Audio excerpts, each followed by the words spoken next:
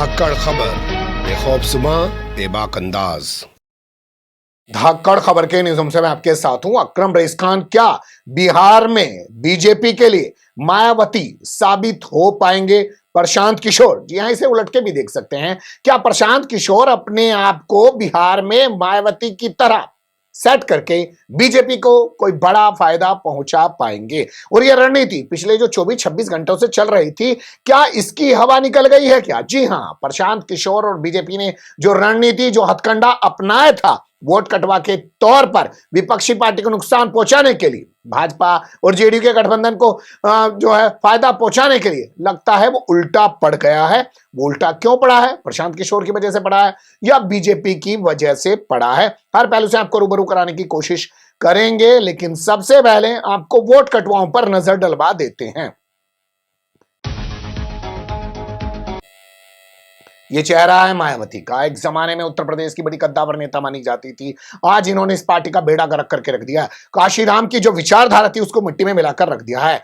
पड़े ही राज्यसभा के अंदर खड़े होकर अमित शाह ने बाबा साहब भीमराव अंबेडकर का अपमान किया हो, लेकिन मायावती को अब कोई फर्क नहीं पड़ता है, क्योंकि वो सिर्फ बीजेपी की बी टीम की तरह काम करती हैं। हर उस जगह पर प्रत्याशी खड़ा कर देती हैं जहां उन्हें बीजेपी को फायदा पहुंचवाना होता है, क्योंकि उन्हें अपने भाई और भतीजे को जेल जाने से बचाना है खुद के साथ। क्यों कहा जाता है ऐसा? आप इतिहास उनका उठा के देख सकते हैं। ये शख्स चंद्रशेखर आजाद, सोचिए कितना जो है बड़ा नेता है अभी, या कितनी बड़ी पार्टी है इस बंदे की। लेकिन हरियाणा चुनाव में हमने देखा कि किस तरीके से चंद्रशेखर की आजाद समाज पार्टी का दुष्यंत चौटाला की जननायक जनता पार्टी से गठबंधन करा दिया जाएगा। वोट कटवा बनाओ तो बीजेपी को फायदा पहुंचाओ। इसके अलावा और भी बहुत सारे लोग हैं जिनका इस्तेमाल बीजेपी इसी तरीके से करती है, और ऐसे ही एक चेहरे को शायद वो बनाने की कोशिश कर रही थी बिहार में, जो है प्रशांत कुमार यानी कि पीके, जिन्होंने 2014 में मोदी को मोदी बनाया था, और उन्होंने ही नीतीश कुमार को एक जमाने में नीतीश कुमार बनाने का काम किया था।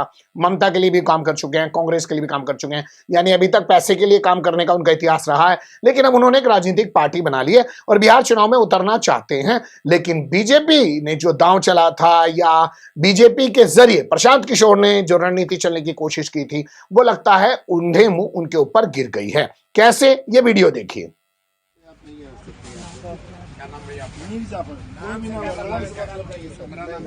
नाम से मतलब नहीं है सर। जरूरत से ज्यादा होशियार बनोगे, होशियार बनने की सुनो पहले बात। डरा रहे हैं क्या सर? नहीं सर, डरा रहे हैं क्या?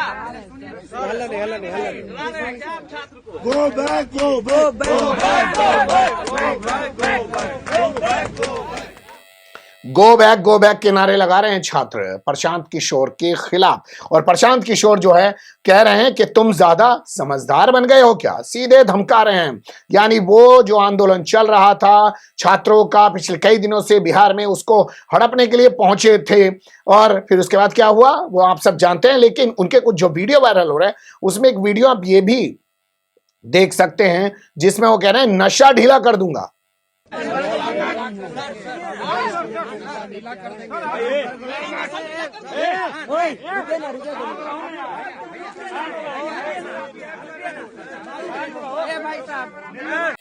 ये टोन देखिएगा साहब, नशा ढीला कर डालेंगे साहब। इसके अलावा देखिए यादव अगर स्टूडेंट का नाम है तो कैसे फुंफकार रहे हैं।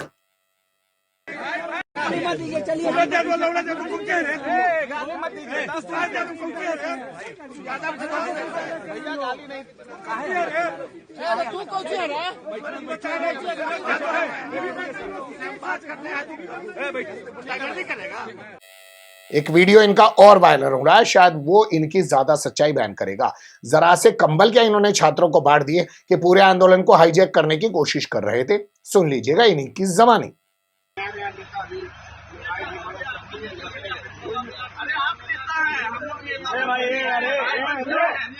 बात सुनो भाई, सुनो।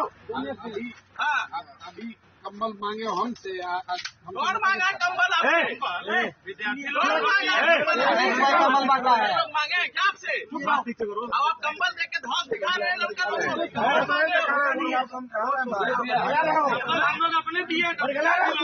वाह, क्या हो रहा है, क्या चल रहा है?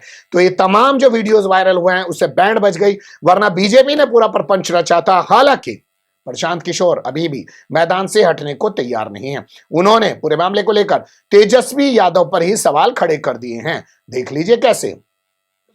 प्रशांत किशोर अगर भाग गए थे तो आप भी तो यही बंगले में थे, आप ही चले गए होते बचाने के लिए। प्रशांत किशोर तो भाग गए थे, आप ही अस्पताल में चले गए होते बच्चों की मदद करने के लिए। प्रशांत किशोर भागने के बाद भी गांधी मैदान में ही बैठे थे। प्रशांत किशोर पूरी रात अस्पताल में थे। प्रशांत किशोर बच्चों के विरोध के बावजूद गर्दनी बाग में 4 बजे तक धरने स्थल पर बैठे रहे। हम बाहर से बैठकर ट्वीट नहीं करते हैं, जो कहते हैं वो करते हैं, और बच्चे गवाह हैं, तभी ये हमारे साथ खड़े हैं। जब तक प्रशांत किशोर वहां खड़े थे, तेजस्वी यादव हो कि सरकार हो, किसी का मजाल नहीं था कि बच्चों को छू दे। हम जब वहां से हट गए हैं, उसके बाद प्रशासन ने लाठीचार्ज किया है। हमारे हटने के 45 मिनट के बाद ये उनका कायरतापूर्ण रवैया है। अगर 10,000 में से कुछ बच्चे रह गए थे तो इतनी बर्बरतापूर्ण लाठीचार्ज की जरूरत नहीं थी। मैं कोई ट्वीट करने वाला नेता नहीं हूं, मैं जमीन पर अड़ने वाला नेता हूं। जो मैं कहता हूं वो मैं करता हूं। भाई साहब, ये तो सलमान खान का भाई हो रहा कतई कि जो मैं कहता हूं वो मैं बिल्कुल करता हूं जी। इसके अलावा बता रहे हैं, जब तक मैं था 45 मिनट तक जो है कोई छात्र को छू नहीं पाया। 45 मिनट के बाद हुआ जो कुछ हुआ। इन बच्चों को लाठी पड़ी है। कोई कह रहा है कि भैया ये प्रशांत किशोर भाग गए। प्रशांत किशोर नहीं भागे हैं। जितने देर तक मैं वहां खड़ा था, प्रशासन का मजाल नहीं है कि किसी बच्चे को एक लाठी भी मार दे।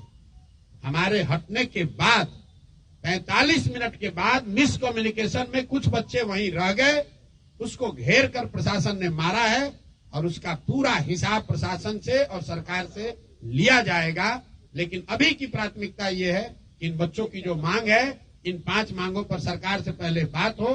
उसके बाद जिन अफसरों ने लाठी चलवाई है, अगर सरकार कार्रवाई नहीं भी करेगी तो उनको कोर्ट में खींच कर ले जाएंगे, ह्यूमन राइट्स में लेकर जाएंगे। ये ऐसा मजाक नहीं है कि आप किसी को जब मन होगा रोड पर डंडा उठाकर मार दीजिएगा। ये लाठी तंत्र नहीं है, और लाठी तंत्र इसको बनने टोन देखिएगा साहब की। साहब जो है वो पूरी टोन किस तरीके से दिखा रहे हैं। और इसके बाद पीडीपी बनने की कोशिश करें। हमारे ऊपर भी एफआईआर हुई है, हम छात्रों के लिए इंसाफ की लड़ाई लड़ेंगे। इन बच्चों पर एफआईआर हुआ है, मेरे साथ साथ इन बच्चों पर भी एफआईआर हुआ है। तो जितनी मुस्तैदी से मैं अपना केस लड़ूंगा, उतनी मुस्तैदी से इनका केस भी जनसुराज और प्रशांत किशोर लड़ेंगे। कोशिश की जा रही है पूरा दम भरने की। अपने साथ खड़े हुए छात्र भी दिखाए जा रहे हैं। यही नहीं, कहा जा रहा है कि लक्ष्मी सिंह जो वहां की एसपी थी, जिसने लाठीचार्ज किया, बयान दिलवाया, उसके जरिए से बीजेपी ने पहले लाठीचार्ज करा दिया, फिर बयान दिला दिया कि छात्रों का कोई नेता ही नहीं था। यानी आप समझिए घालमेल सब कुछ है। अपनी पुलिस से लाठीचार्ज कराओ और अपने ही लोगों पे एफआईआर दर्ज कराओ, फिर अपने ही लोगों के बारे में बड़ी बड़ी खबरें चलवाओ ताकि वो नेता बन जाए। तो लक्ष्मी सिंह को धमकी दे रहे हैं। अभी नया नौकरी उन्होंने शुरू किया है। मेरा उनको एक सुझाव है, बिना मांगा हुआ, कि आप पुलिस का काम है लोगों की सुरक्षा, लोगों को डराना नहीं। और ये जो पिछले 2 बार से लाठीचार्ज हो रहा है और अभी नया हीरो बनने की कोशिश कर रही हैं, ऐसा ना हो कि आप ही को बहुत भारी खामियाजा इसका भुगतना पड़ जाए। आप कह रहे हैं कि डेलीगेट नहीं है। ये सारे छात्र वहां थे कि नहीं थे? पूछिए तो जरा। और वहां पर छात्र कर क्या रहे थे जिसके लिए आपने लाठी चलवाया? क्या वहां से कोई काफिला गुजर रहा था? क्या वहां कोई सार्वजनिक कार्यक्रम था? क्या वहां ट्रैफिक रुकी हुई थी? सिर्फ अपने हीरोइज्म में बच्चों को दौड़ाकर आप मरवा रहे हैं। तो इतना भी मत वर्दी का रोब निकालिए कि पता चला कि सब कुछ उल्टा हो जाएगा। और मैं आपको बता रहा हूं, जो भी सिटी एसपी हैं, उनके खिलाफ आज के आज ह्यूमन राइट्स में भी जाएंगे और उन पर कोर्ट में आज केस भी करेंगे। बच्चों को मरवाने के लिए उनको भुगतना पड़ेगा। और ये सारे अफसर भी समझ लें, ऐसा नहीं है कि आप ऐसे मारकर लाठी से निकल जाइएगा। अगर लाठी से मारे हैं तो रूल ऑफ लॉ, कोर्ट में जैसे हमको फेस करना है एफआईआर, वैसे उनको भी फेस करना पड़ेगा। और ये आज नहीं तो कल ही एफआईआर, जैसे ही कोर्ट संज्ञान लेगा, कोर्ट से अवसर मिलेगा, उन पर कल ही केस होगा। किसके दम पर धमकी दे रहे हैं, किस लिए धमकी दे रहे हैं, समझा जा सकता है। और ये तमाम चीजें इस बात की गवाही दे रही हैं चीख चीख कर कि प्रशांत किशोर के जरिए बीजेपी जो करना चाह रही है, लगता है पहले ही जो है मास्टर स्ट्रोक में वो धराशायी साबित हो चुकी है।